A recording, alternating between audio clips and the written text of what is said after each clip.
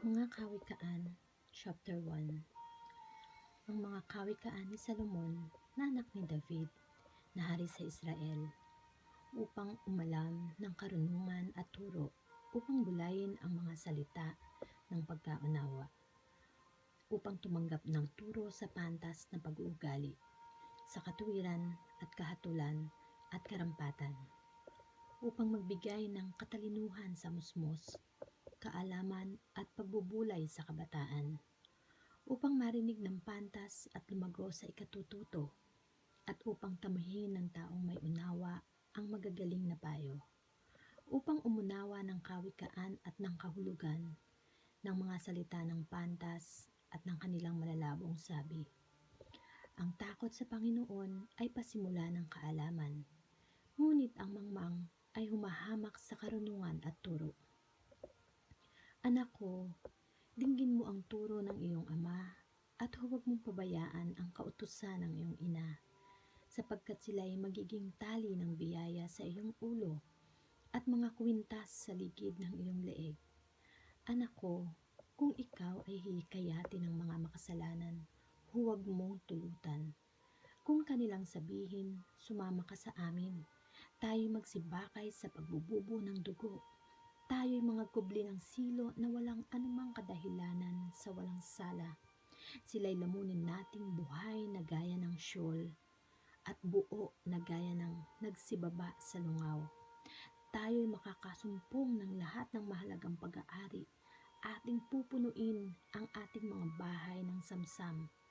Ikaw ay makikipagsapalaran sa gitna namin. Magkakaroon tayong lahat ng isang supot. Anak ko, huwag kang lumakad sa daan na kasama nila. Pigilin mo ang iyong paa sa kanilang landas, sapagkat ang kanilang mga paa ay nagsisitakbo sa kasamaan, at sila'y nangagmamadali sa pagbububo ng dugo, sapagkat walang kabuluhang naladlad ang silo sa paningin ng alinmang ibon. Ang binabakaya ng mga ito ang kanilang sariling dugo. Kanilang ipinagkukubli ng silo ang kanilang sariling mga buhay. Ganyan ang mga lakad ng bawat sakim sa pakinabang, na nag-aalis ng buhay ng mga may-ari niyaon. Karunungan ay humihiyaw na malakas sa lansangan. Kanyang inilalakas ang kanyang tinig sa mga luwal na dako. Siya'y humihiyaw sa mga pangulong dako na pinaglilipunan sa pasukan ng mga pintuang bayan. Sa bayan, kanyang binibigkas ang kanyang mga salita. Hanggang kailan kayong mga musmos magsisiibig sa inyong kamusmusan, at ang mga nanunuya ay maliligaya sa panunuya, at ang mga mangmang ay magtatanim sa kaalaman? Magsibalik kayo sa aking saway. Narito, aking ibubuhos ang aking espiritu sa inyo, sapagkat ako'y tumawag at kayo'y tumanggi. Aking iniunat ang aking kamay at walang makinig, kundi inyong iniuwi sa wala ang buo kong payo, at hindi nyo inibig ang aking saway. Ako naman ay tatawa sa kaarawan ng inyong kasakunaan. Ako'y manunuya pagka ang inyong takot ay dumarating. Pagka ang inyong takot ay dumarating na parang bagyo, at ang inyong kasakunaan ay dumarating na parang ipo-ipo. Pagka ang hirap at hapis ay dumating sa inyo, kung magkagayoy, tatawag sila sa akin, ngunit hindi ako sasagot. Hahanapin nila akong masikap, ngunit hindi nila ako masusumpungan, sapagkat kanilang ipinagtanim ang kaalaman at hindi pinili ang takot sa Panginoon. Ayaw sila ng aking payo. Kanilang hinamak ang buo kong pagsaway. Kaya't sila'y magsisikain ng bunga ng kanilang sariling lakad at mabubusog ng kanilang sariling mga kagagawan, sapagkat papatayin sila ng pagtalikod ng musmus, at ang pagkawalang balisa ng mga mangmang ay ang sisira sa kanila. Ngunit ang nakikinig sa akin ay tatahang tiwasay at tatahimik na walang takot sa kasamaan. Chapter 2. Anak ko, kung iyong tatanggapin ang aking mga salita at tataglayin mo ang aking mga utos Diyos, na anupat iyong ikikiling ang iyong pakinig sa karunungan at ihihilig mo ang iyong puso sa pag-unawa.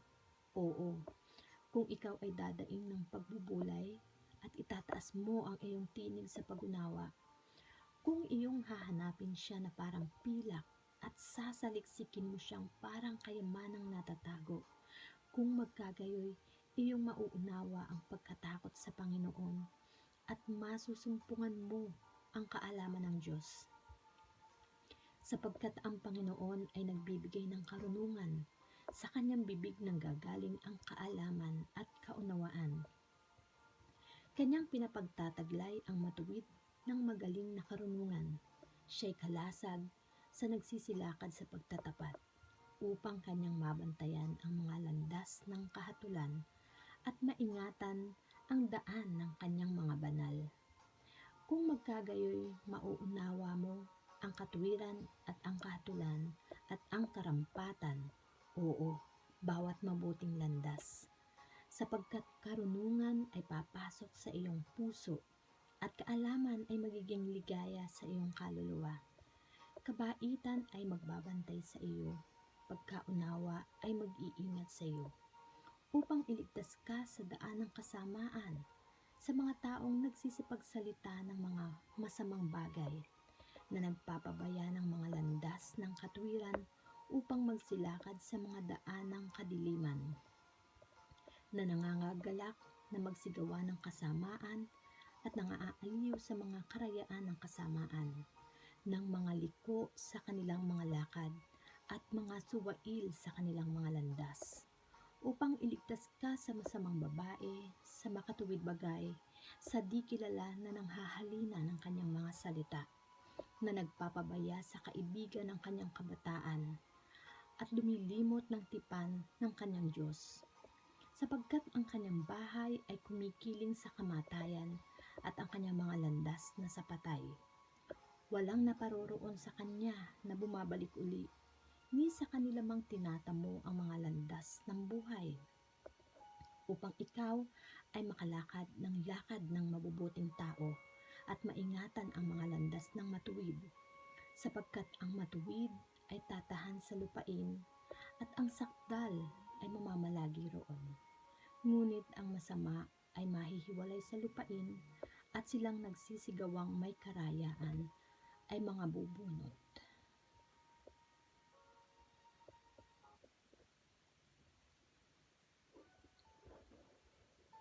Kawikaan, chapter 3.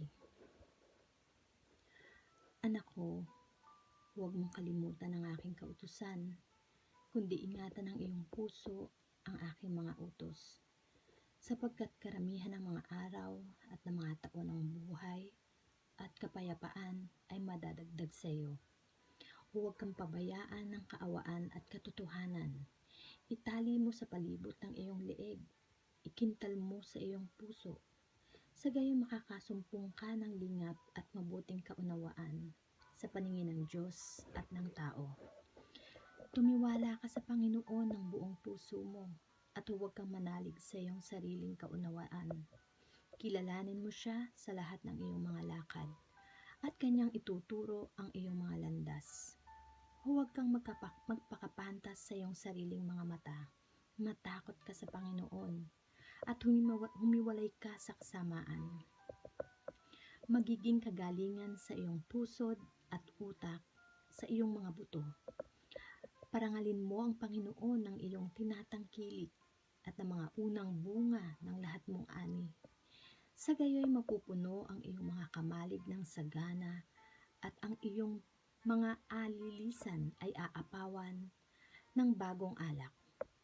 Anak ko, huwag mong hamakin ang parusa ng Panginoon, ni mayamot man sa kanyang saway, sapagkat sinasaway ng Panginoon ang kanyang iniibig, gaya ng ama sa anak na kanyang kinaluluguran.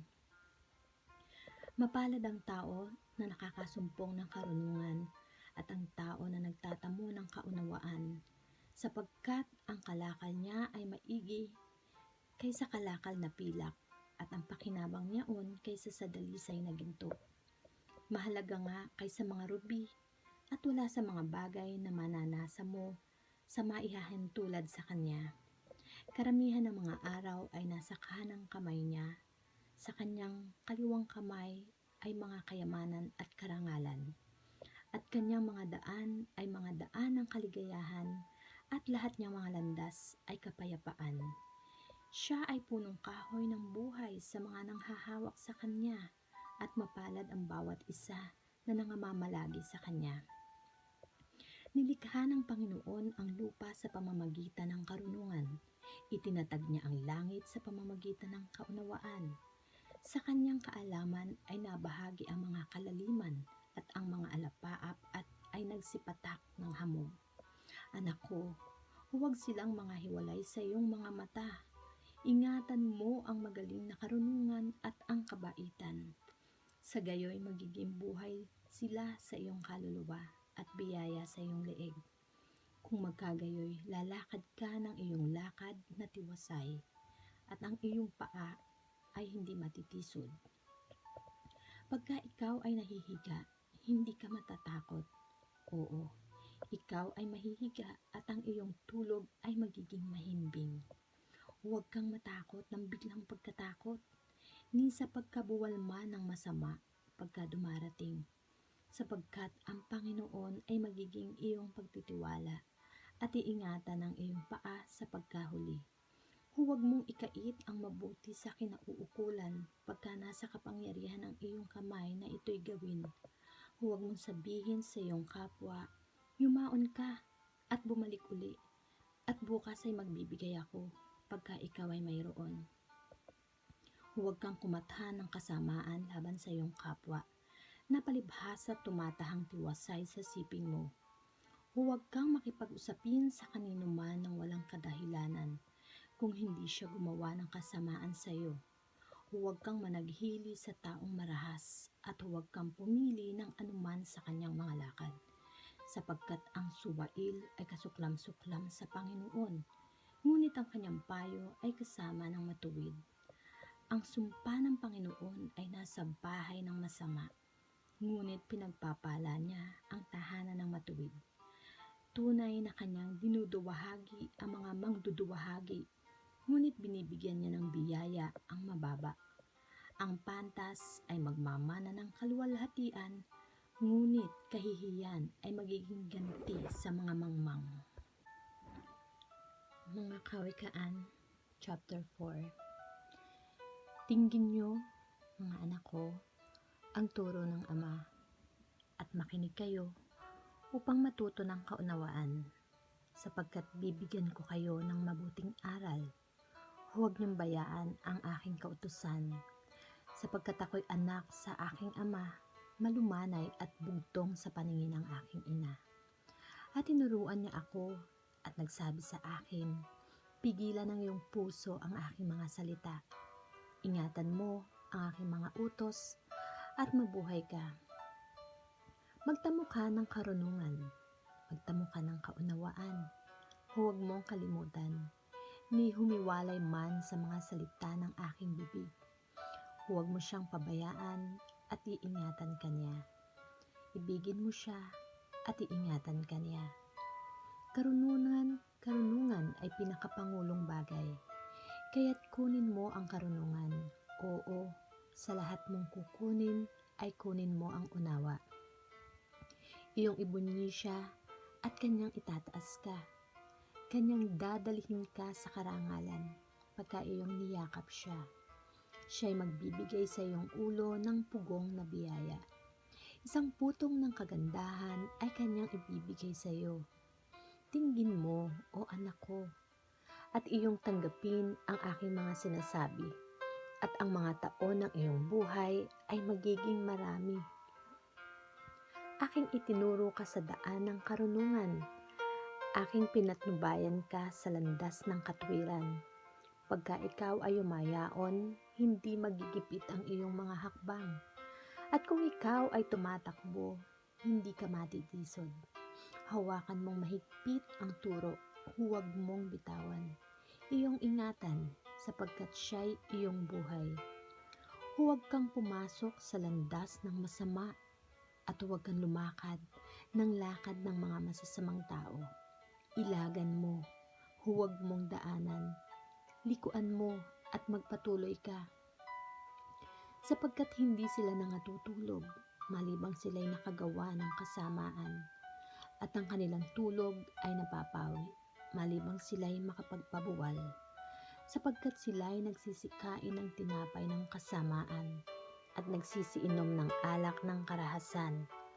Ngunit ang landas ng matuwid ay parang maliyap na liwanag, na sumisilang ng higit at higit sa sakdal na araw. Ang lakad ng masama ay parang kadiliman. Hindi nila nalalaman kung ano ang kanilang kinatitisuran. Anak ko, makinig ka sa aking mga salita. Ikiling mo ang iyong pakinig sa aking mga sabi.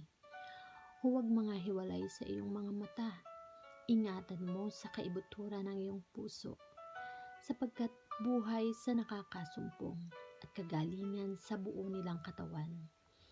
Ingatan mo ang iyong puso ng buong sikap, sapagkat dinadaluyan ng buhay. Ihiwalay mo sa iyo ang masamang bibig, at ang mga suwail na labi ay ilayo mo sa iyo. Tuminging matuwid ang iyong mga mata, at ang iyong mga talukap mata ay tuminging matuwid sa harap mo. Papanatagin mo ang landas ng iyong mga paa, at mga tatatag ang lahat ng iyong lakad. Huwag kang lumiko sa kanan o sa kaliwa man. Ihiwalay mo ang iyong paa sa kasamaan. Chapter 5. Anak ko, pakinggan mo ang aking karunungan. Ikiling mo ang iyong pakinig sa aking unawa, upang makapag-ingat ka ng kabaitan, at upang ang iyong mga labi ay makapag-ingat ng kaalaman. Sapagkat ang mga labi ng masamang babae ay tumutulo ng pulot, at ang kanyang bibig ay madulas kaysa langis. Ngunit ang kanyang huling wakas ay mapait kaysa ahenho, matalas na parang tabak na may talim sa magkabila. Ang kanyang mga paa ay nagsisibaba sa kamatayan. Ang kanyang mga hakbang ay nagsisihawak sa Sheol, na anupat hindi niya nasusumpungan ang kamanatagan ng landas ng buhay. Ang kanyang mga lakad ay hindi panatag, at hindi niya nalalaman. Ngayon nga, mga anak ko, dinggin niyo ako, at huwag kayong magsihiwalay sa mga salita ng aking bibig. Ilayo mo ang iyong lakad sa kanya, at huwag kang lumapit sa pintuan ng kanyang bahay. Baka mo ibigay ang iyong karangalan sa iba, at ang iyong mga taon sa mga mabagsik. Baka ang mga di kilalang babae ay mapuno ng iyong kalakasan, at ang iyong mga pinagpagalan ay mapasabahay ng kaapid, at ikaw ay manangis sa iyong uling wakas. Pagka ang iyong laman at ang iyong katawan ay natunaw, at iyong sabihin, bakit ko kinayamutan ang turo, at hinamak ng aking puso ang saway?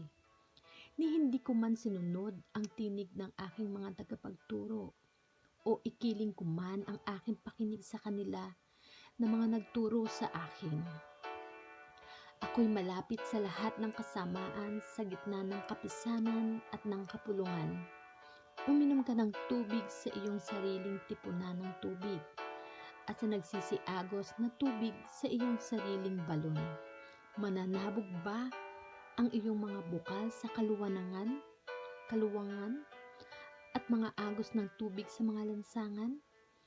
Maging iyong mag-isa, at huwag sa di kilala na kasama mo. Pagpalain ang iyong bukal, at magalak ka sa asawa ng iyong kabataan.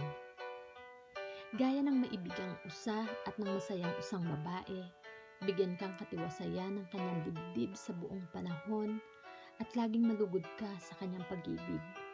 Sapagkat bakit ka malulugod, anak ko, sa isang babae at yayakap sa sinapupunan ng hindi kilala? Sapagkat ang mga lakad ng tao ay nasa harap ng mga mata ng Panginoon, at kanyang pinapatag ang lahat ng mga landas. Ang sarili niyang mga kasamaan ay kukuha sa masama, at siya'y matatalian ng mga panali ng kanyang kasalanan. Siya'y mamamatay sa kakulangan ng turo, at sa kadahilanan ng kanyang pagkaulol ay naliligaw siya.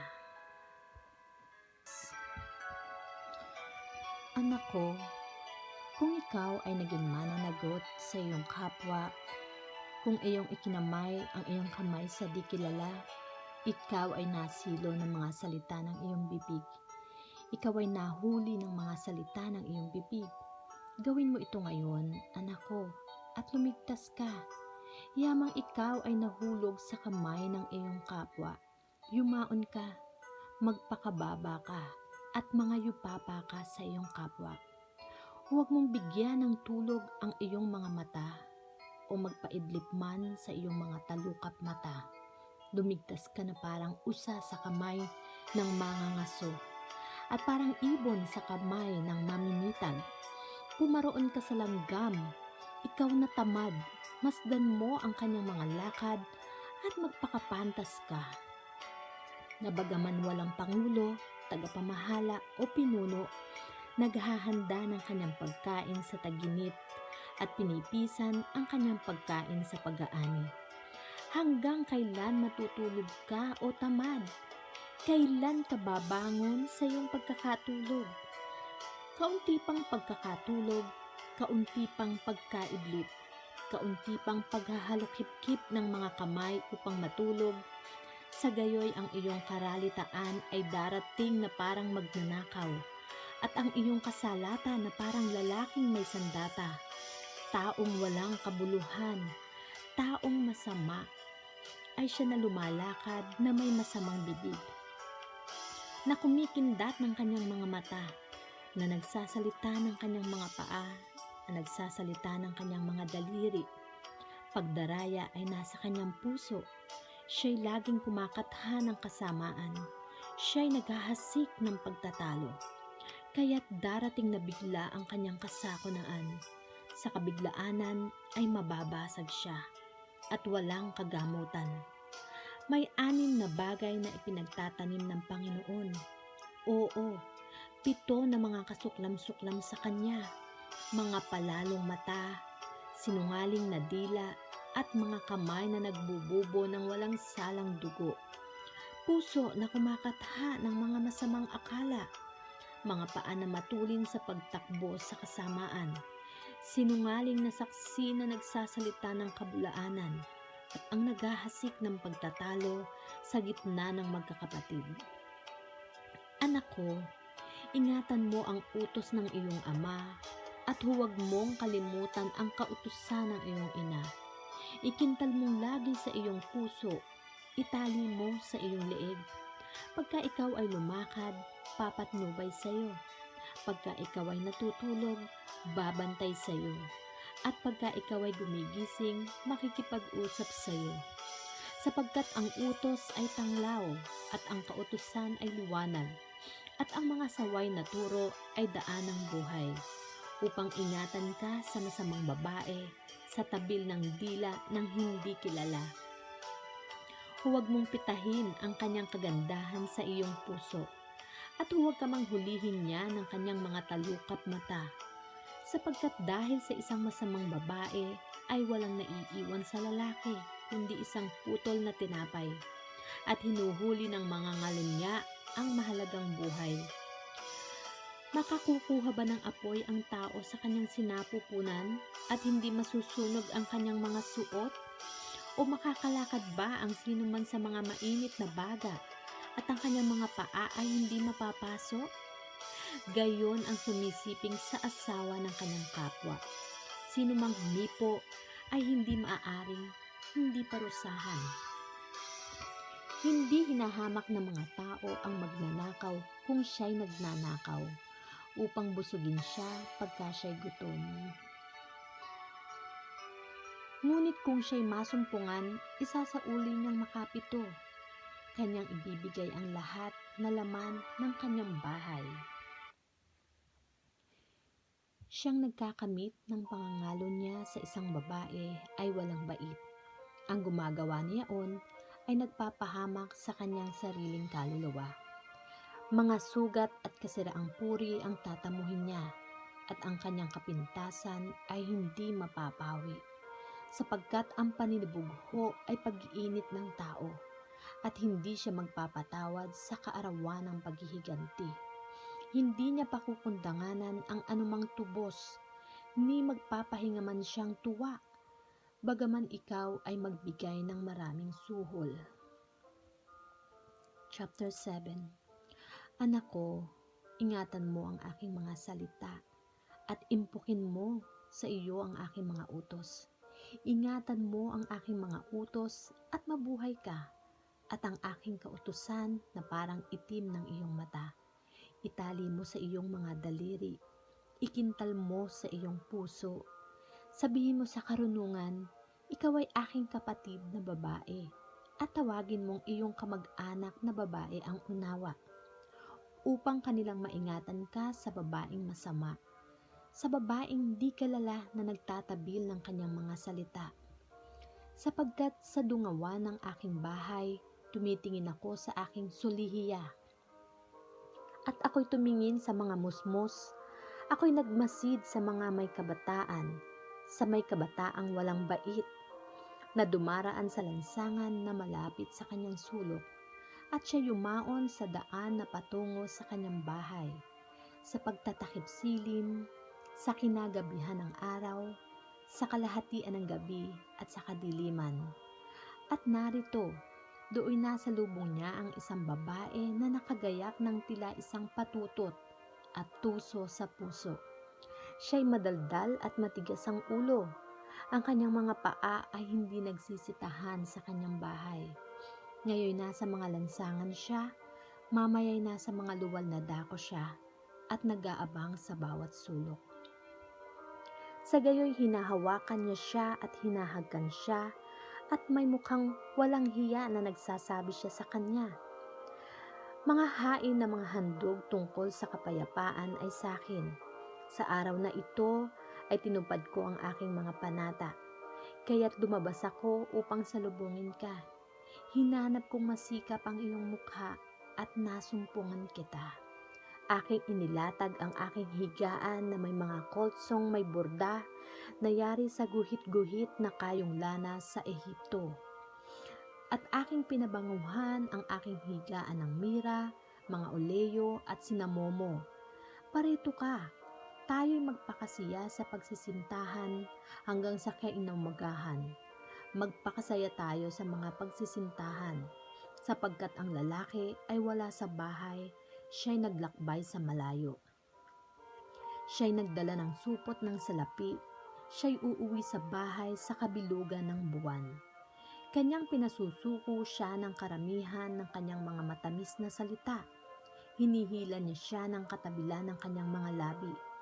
Pagdaka ay sumusunod siya sa kanya, gaya ng toro na naparoroon sa patayan, o gaya ng sa mga tanikala sa sawayan sa mangmang, hanggang sa lagpasan ng isang palaso ang kanyang atay, gaya ng ibong nagmamadali sa bitag, at hindi nakakaalam na yaoy sa kanyang buhay. Ngayon nga, mga anak ko, dinggin niyo ako at makinig kayo ng mga salita ng aking bibig. Huwag humilig ang iyong puso sa kanyang mga lakad. Huwag kang lumiko sa kanyang mga landas, sapagkat kanyang inihiga ang maraming may sugat. Oo, lahat niyang pinatay ay isang makapangyarihang hukbo. Ang kanyang bahay ay daang patungo sa Sheol, pababa sa mga silid ng kamatayan. Chapter 8. Hindi ba umiiyak ang karunungan at inilalabas ng unawa ang kanyang tinig? Sa taluktok ng mga mataas na dako sa tabi ng daan, sa mga salubungang landas, siya'y tumatayo. Sa tabi ng mga pintuang bayan, sa pasukan ng bayan, sa pasukan sa mga pintuan, siya'y humihiyaw ng malakas. Sa inyo, o mga lalaki, ako'y tumatawag, at ang aking tinig ay sa mga anak ng mga tao. O kayong mga musmos, magsiunawa kayo ng katalinuhan, at kayong mga mangmang, makaunawa kayo sa puso. Kayo'y mga kinig, sapagkat magsasalita ako ng mga marilag na bagay, at ang buka ng aking mga labi ay magiging mga matuwid na bagay, sapagkat ang aking bibig ay sasambit ng katotohanan, at kasamaan ay karumaldumal sa aking mga labi. Lahat ng mga salita ng aking bibig ay sa katwiran, walang bagay na liko o suwail sa kanila. Pawang malilinaw sa kanya na nakakaunawa, at matuwid sa kanila na nakakasumpong ng kaalaman. Tanggapin mo ang aking turo at huwag pilak, at ang kaalaman na higit kaysa dalisay na ginto, sapagkat ang karunungan ay maigi kaysa mga rubi, at lahat ng mga bagay na mananasa ay hindi maitutulad sa kanya. Akong karunungan ay tumatahan sa kabaitan, at aking nasusumpungan ang kaalaman at gunita. Ang pagkatakot sa Panginoon ay ipagtanim ang kasamaan, kapalaluan, at kahambugan at masamang lakad, at ang masamang bibig ay aking ipinagtatanim. Payo ay akin at magaling na kaalaman. Ako'y kaunawaan, ako'y may kapangyarihan. Sa pamamagitan ko ay naghahari ang mga hari, at nagpapasya ng kaganapan ang mga pangulo. Sa pamamagitan ko ay nagpupuno ang mga pangulo at ang mga mahal na tao. Sa makatuwid bagay, lahat ng mga hukom sa lupa. Aking iniibig sila na nagsisiibig sa akin, at yaong nagsisihanap na masikap sa akin ay masusumpungan ako. Mga kayamanan at karangalan ay nasa akin. Oo, lumalaging mga kayamanan at katwiran. Ang bunga ko ay maigi kaysa ginto. Oo, kaysa dalisay na ginto, at ang pakinabang sa akin kaysa piling pilak. Ako'y lumalakad sa daan ng katwiran sa gitna ng mga landas ng kahatulan, upang aking papagmanahin ng pag-aari yaong nagsisiibig sa akin, at upang aking mapuno ang kanilang ingatang yaman. Inari ako ng Panginoon sa pasimula ng kanyang lakad, bago pinasimulan ang kanyang mga gawa ng una. Ako'y nalagay mula noong araw, mula nang walang pasimula, bago nalikha ang lupa. Ako'y nailabas ng wala pang mga kalaliman, nang wala pang mga bukal na sagana sa tubig. Nasagana ng tubig, bago ang mga bundok ay nalagay, bago ang mga burol ay ako'y nailabas. Samantalang hindi pa niya nililikha ang lupa, ni ang mga parangman, ni ang pasimula man ng alabok ng sanlibutan. Nang kanyang itatag ang langit, nandoon ako. Nang siya'y maglagay ng balantok sa balat ng kalaliman. Nang kanyang pagtibayin ang langit sa itaas, nang maging matibay ang mga bukal ng kalaliman. Nang bigyan niya ng dagat ng kanyang hangganan, upang huwag salangsangin ng tubig ang kanyang utos, nang kanyang iayos ang mga patibayan ng lupa. Nasa siping nga niya ako na gaya ng matalinong manggagawa, at ako ang kanyang ligaya sa araw-araw, na nangagagalak na lagi sa harap niya, na nagagalak sa kanyang tinatahan ng lupa, at ang aking kaaliwan ay sa mga anak ng mga tao. Ngayon nga, mga anak ko, dinggin niyo ako, sapagkat mapalad ang nangag-iingat ng aking mga daan. Mangakinig kayo ng turo, at kayo magpakapantas, at huwag niyong tanggihan. Mapalad ang tao na nakikinig sa akin, na nagbabantay araw-araw sa aking mga pintuang bayan, na naghihintay sa mga haligi ng aking mga pintuan. Sapagkat sino mang nakakasumpong sa akin ay nakakasumpong ng buhay, at magtatamo ng lingap ng Panginoon. Ngunit siyang nagkakasala laban sa akin ay nagliligaw ng kanyang sariling kaluluwa.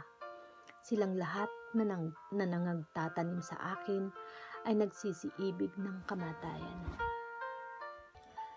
Chapter 9. Itinayo ng karunungan ang kanyang bahay, kanyang tinabas ang kanyang 7 haligi, pinatay niya ang kanyang mga hayop, hinaluan niya ang kanyang alak, kanya namang ginayakan ang kanyang dulang.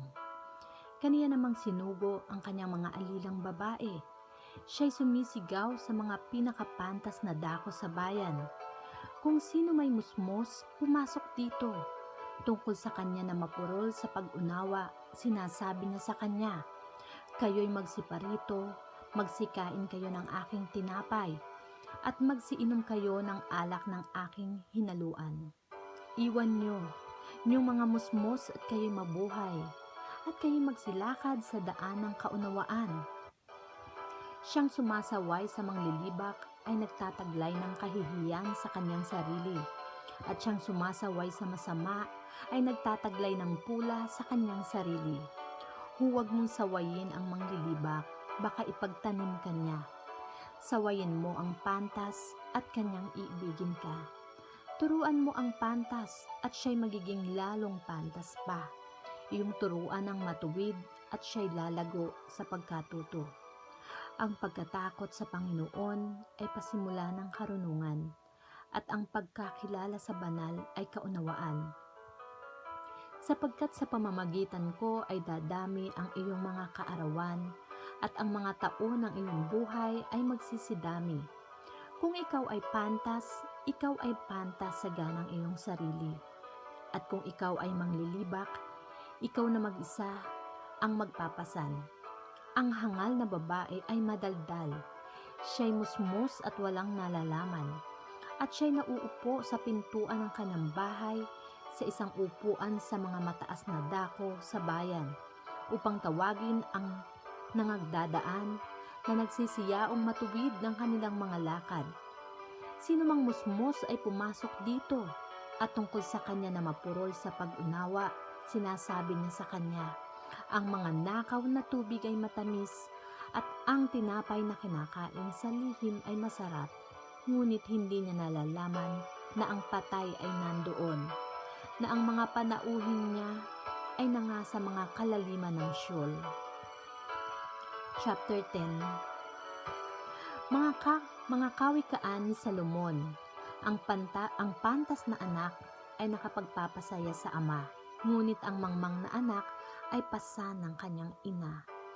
Mga kayamanan ng kasamaan ay hindi napapakinabangan, ngunit ang katwiran ay nagliligtas sa kamatayan. Hindi titiisin ng Panginoon na magutom ang kaluluwa ng matuwid, ngunit kanyang itinatakwil ang nasa ng masama. Siya'y nagiging dukha na gumagawa ng kamay na walang kasipagan, ngunit yumayaman ang kamay ng masipag. Siyang nagtitipon sa tag-init ay pantas na anak, ngunit siyang natutulog sa pag-aani ay anak na kahiya-hiya. Mga pagpapala ay nangasa ulo ng matuwid, ngunit tinatakpan ng karahasan ang bibig ng masama. Ang alaala sa ganap ay pinagpapala, ngunit ang pangalan ng masama ay mapaparam. Ang pantas sa puso ay tatanggap ng mga utos, ngunit ang madaldal na musmos ay mabubuwal. Siyang lumalakad ng matuwid ay lumalakad na tiwasay, ngunit siyang sumisira ng kanyang mga lakad ay makikilala. Siyang kumikindat ng mata ay nangagpapapanglaw, ngunit ang madaldal na musmos ay mabubuwal. Ang bibig ng matuwid ay bukal ng kabuhayan, ngunit tinatakpan ng karahasan ang bibig ng masama. Ang pagtatanim ay humihila ng mga kaalitan, ngunit tinatakpan ng pag-ibig ang lahat ng pagsalangsang. Nasusumpungan sa mga labi ng mabait ang karunungan, ngunit ang pamalo ay nasa likod ng walang unawa. Ang mga pantas ay nag-iimbak ng kaalaman, ngunit ang bibig ng mangmang ay kasalukuyang ikapapahamak. Ang kayamanan ng mayaman ay ang kanyang matibay na bayan. Ang kapahamakan ng dukha ay ang kanyang karalitaan. Ang gawa ng matuwid ay patungo sa buhay. Ang bunga ng dukha ay sa pagkakasala. Nasa daan ng buhay, siyang nakikinig ng saway, ngunit siyang nagpapabaya ng saway ay nagkakamali.